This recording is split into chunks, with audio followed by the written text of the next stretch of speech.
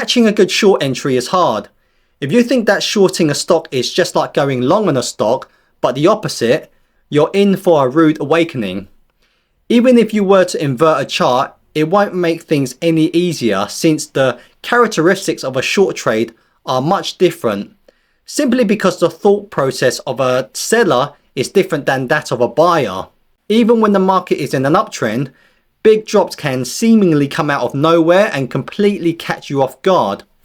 If you try to short a stock that goes parabolic, you need a combination of precise timing, good risk management, and pray that the stock doesn't gap up massively overnight. That is, if you're brave enough to hold it overnight. The following charts illustrate my point. Just when it looks like these moves have peaked, they gap up or break their highs again. In January 2021, GME went parabolic from a short squeeze, and on 2 different occasions, it looked like it wasn't going any higher, but it did.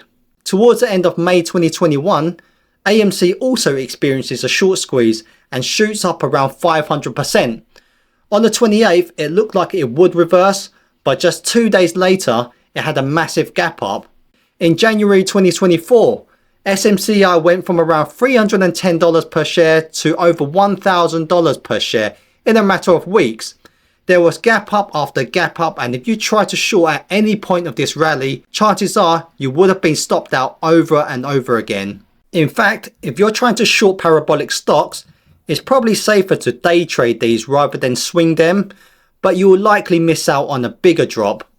Also, I believe the safest way to time parabolic moves is off the back end when the stock loses momentum and volume, but just don't ask me how.